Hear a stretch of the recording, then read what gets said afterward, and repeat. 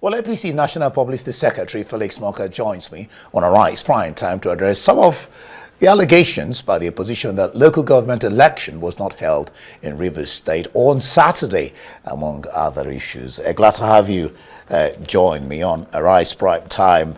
Felix Morka, the National Publicity Secretary of APC. Glad to have you. Good to see you, Ndi. Yeah, good to see you too. Like you heard there, somewhere asking the question, why the hurry when Fubara is going to be reinstated, give and take less than 3 weeks from now, and then how can an undemocratic process give birth to a democratic outcome? What is undemocratic about Rivers State? Quite frankly, there's nothing in Rivers that is undemocratic. The government of the day in Rivers State was instituted in accordance with the Constitution of the Federal Republic of Nigeria. So I think it's really, it makes no sense for anyone to suggest that the government that has organized this election in Rivers is, undemocratic. The constitutional provision on the basis of which the state of emergency was declared in Rivers is a part of the body of laws comprised under our constitution. So, and that power was invoked legitimately, approved by the National Assembly. So there's nothing that this government in Rivers State today has done that is, wrong or undemocratic. So I think the election and its outcome, I think tells a lot of stories. The story of the rising profile and acceptance of the All Progressives Congress, our party, in Rivers State, and the fact that, even as some of those you interviewed in the intro to your program attested, the people are very delighted that, a new day has come in Rivers State, and we are very delighted at the outcome, winning 20 of the 23 chairmanship seats in that election. I think that those who are complaining on the opposition side clearly are sulking. They're sulking because they lost. And this is what has become a pattern now, that every time an election is called and they do not win, they declare that democracy has ended in our country. But when they win, democracy is flourishing. That is double standard, it's double speak. And we cannot be governed by that sort of irresponsibility, really. All right, well, just like in the by-elections that was held on the 16th of last month, APC again came out tops in this election. Would you say it's a sign of things to come in 2027? Look, I am not the one to say that. The electorate, is speaking very loudly. I don't know if you can hear me, but the electorate is speaking very loudly, and we are very delighted by the voice that we're hearing from those who matter, those who cast their votes at these elections. In the by-election, we prevailed. Now, in the Rivers State local government elections, we have also prevailed. I see we have the likes of Atiku Abubakar and some of the opposition leaders who rather just dismiss everything and call for anarchy.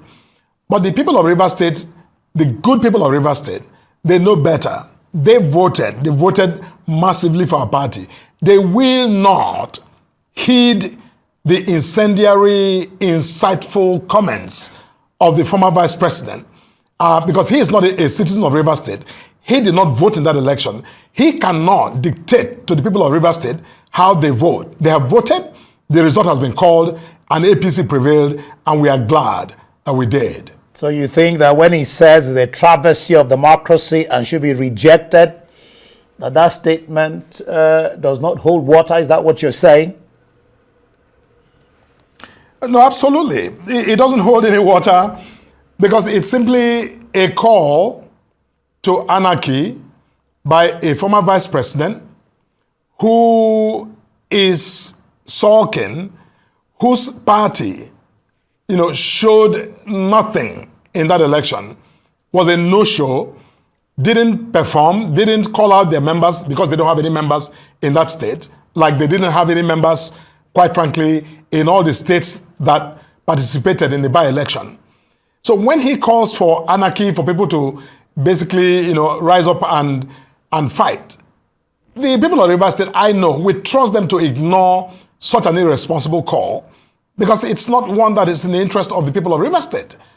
The people of Rivers State are the best judge of their own, best interest. And Atiku Abubakar, I think his opinion, is absolutely relevant to the questions that we have to deal with in Rivers State. Well, he's not the only one speaking.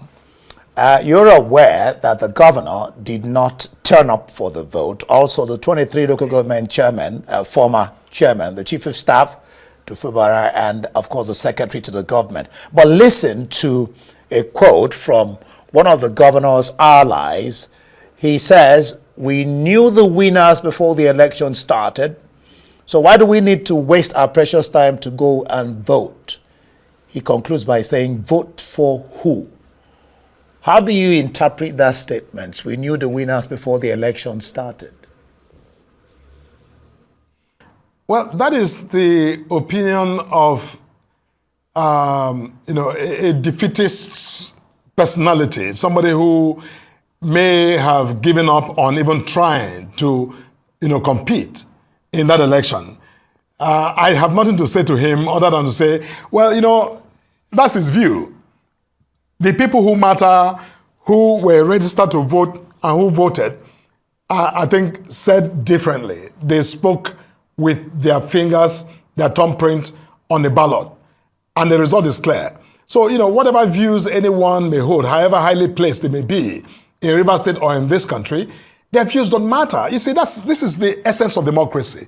It's about those who decide, who make a cautious decision to go out to cast their vote when and where it matters. You can see the clip on your TV, screen. People lining up to vote. It is their views, their decision that controls, not the opinion of some idle bystander who chooses to shoot the breeze when others are standing in line to vote. We will not be affected by that sort of opinion. It's not useful. Well, he said that people are lining up to vote, but reports said that across the state, from Port Harcourt to rural constituencies, polling stations remained empty throughout the voting period. In many areas, the number of election officials, security personnel, and party agents far outnumbered the handful of citizens who turned up to vote. Andy, I don't know that there's any country of the world, any democracy, whether in the advanced countries or in the developing world, where you have universal, franchise, where everybody who is registered to vote actually come out to vote. People don't vote for whatever reason that is best known to them. But, and that's also the beauty of democracy, that those who vote, who take the time to come out to vote, make the decision. Now, of course, as a Democrat, and all of us wish and hope that more people, more citizens who are eligible to vote actually come out on voting day to vote. But you cannot compel them. Compelling them by whatever force is also undemocratic. So at the end of the day, we must, I think, rely upon the will, the sovereign will of those who cast their vote at an election, who make decisions for all of us. And once that decision is made, it is binding on everyone, whether you voted or you didn't vote. And I think that it's really, sad when people decide for whatever emotional reasons they don't want to come out to vote. But look, in the case of Rivers State, you also are showing clips of people who are in line. Whether they are, 50% or 40% or whatever the percentage is of the total registered voters who voted, fact of the matter is that democracy requires that an outcome of that election be declared. And it was declared and APC prevailed. That's all that counts in this conversation. You know why I was raising that issue, the question of legitimacy and then the question of voter apathy, But we will get back to what Obi also had something to say about that election. But let's look at what Yaga Africa, I know that you're a lawyer, Yaga Africa is questioning the non-compulsory use of beavers in the election. Supreme Court had earlier nullified the 2024 local government elections because of non-compliance with the electoral law, the question is, why run foul of the law? Why wasn't BVAS used? Well, Yaga Africa is not INEC. Yaga Africa is not the statutorily authorized body to conduct elections for our country.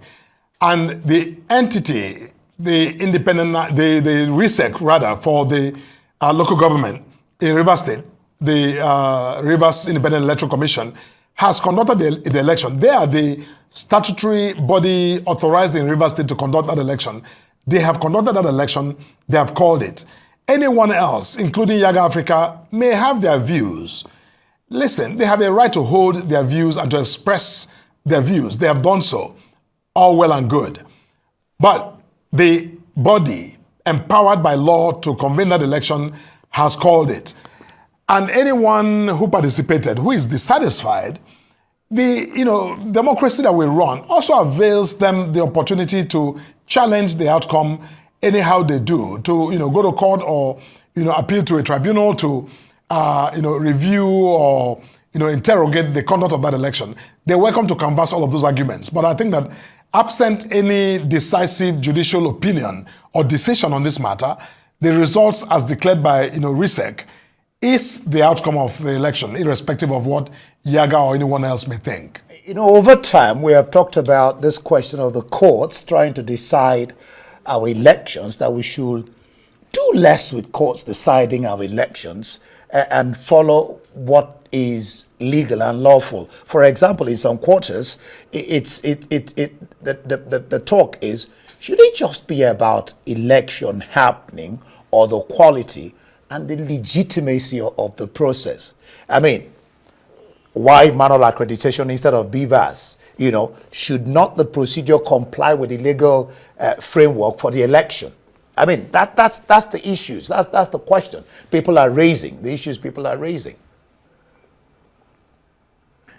You must realize that the Electoral Act is substantially, if not exclusively, about federal elections, our national elections of the presidency, the National Assembly, the state, governorship, and the state assemblies. I'm not sure that, I stand to be corrected, but I'm not sure that the Electoral Act and the whole prescription on BVAS extends to, local governments. Because what the I INEC and the Electoral Act, I I understand is, I think Section 150, that what applies in local government areas also applies to FCT elections.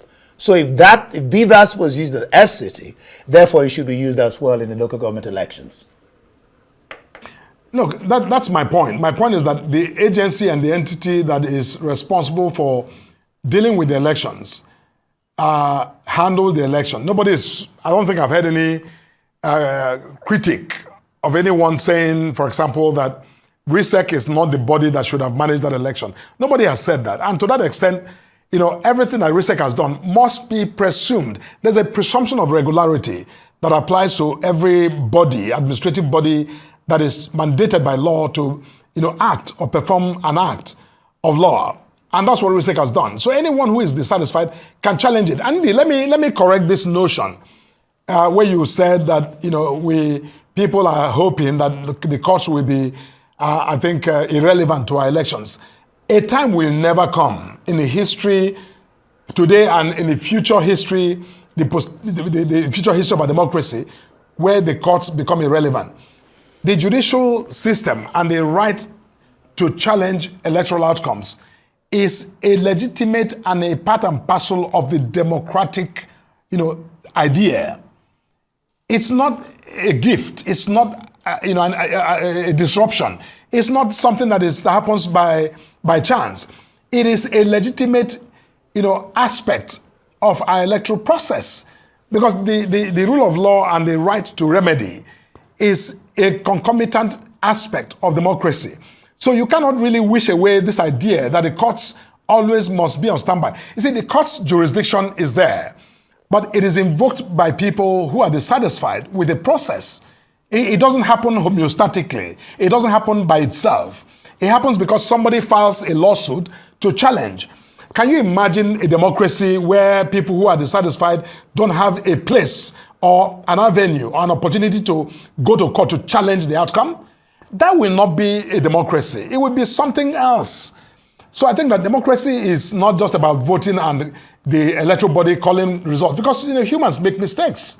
Yep. Sometimes mistakes are made. Yeah. And when mistakes are made, Yeah. it is the courts who are authorized to remedy that. So you cannot deny people that right to remedy. Yeah. That's a part of our democracy. Yeah, I agree with you. But, is this penchant that politicians seem to have that they'll tell you, go to court, go to court, even when things didn't seem to particularly, you're smiling, you understand where I'm coming from.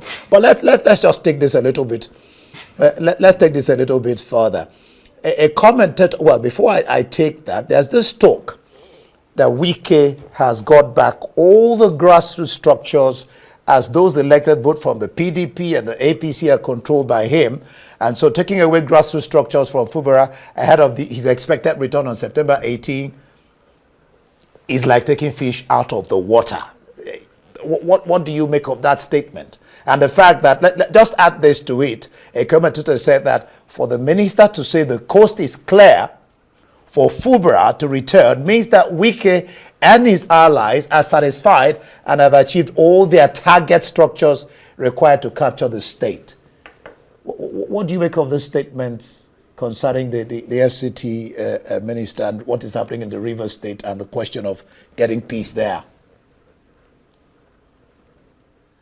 Ndi, I don't think that the Honorable Minister of the Federal Capital Territory, Barrister Nyesom Wike, will tell you that he has taken back, what he lost.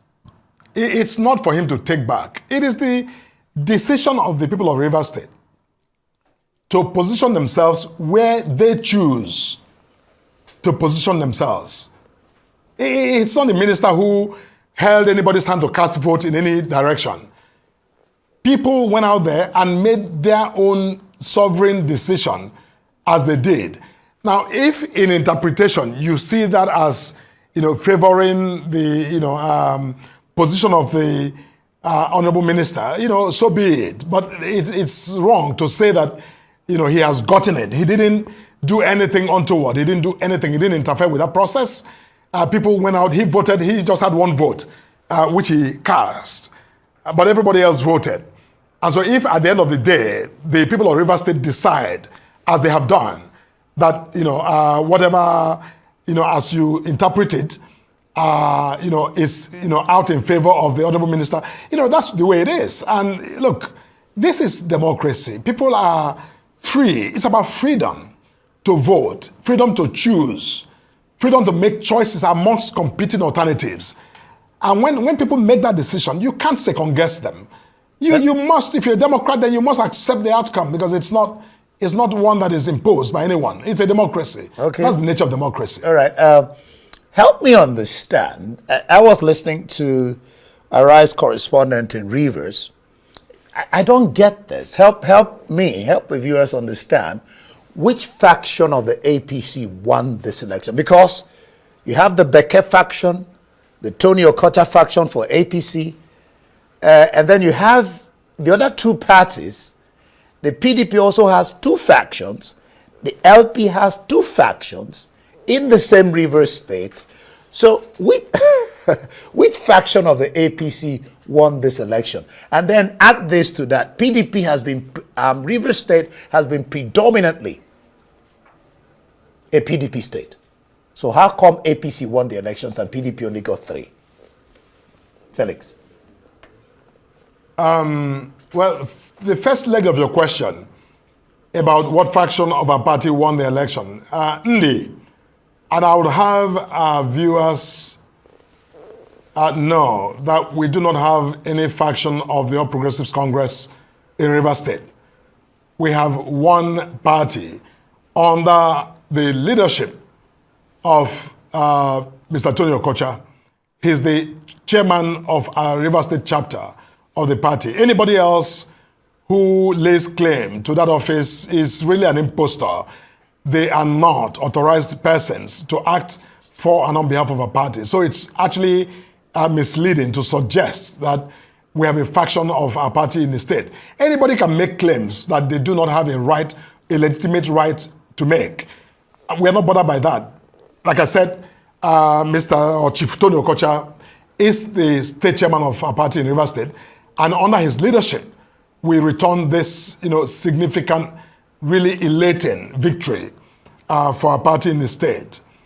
Now, on the second part, I am not competent to comment on, what to suggest are factions of the PDP of, any other party in that state. Yes, they may have factions because even at the national level, those parties are in tatters. They are completely without, any focus or essence or leadership, which is why they cannot mobilize. Because, when we won the by-election and now this election, we work hard to win. We don't play. We work hard and persuade our voters. And of course, I think some of the commentators who you interviewed, yes, we're in the business to win. So that makes you happy. Indeed, yes, it makes me happy. We're in the business to win. We're a political party. We're not in it to play. All right, we're there to win, and that's the essence of parties. Well, I know you're a lawyer, like I said at the beginning. There's also this question of the 90 days notice that RISIEC did not abide according to, this is coming from a coalition of Rivers State leaders of thought. They said they are not in support of the charade that happened on Saturday, that there's a question of 90 days notice, that it didn't, that wasn't the case. Before I let you go. Again, those are matters of detail and process and administrative, protocols, which I'm not competent to comment on. The last I checked, I'm the national spokesman of the All Progressives Congress, not yes, you are. An operative of RISIEC.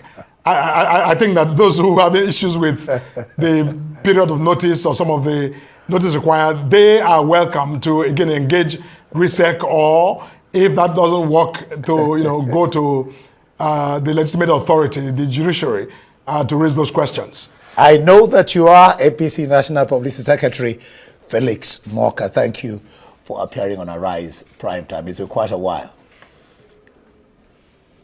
Thank you. Thank you so much, my brother. All right.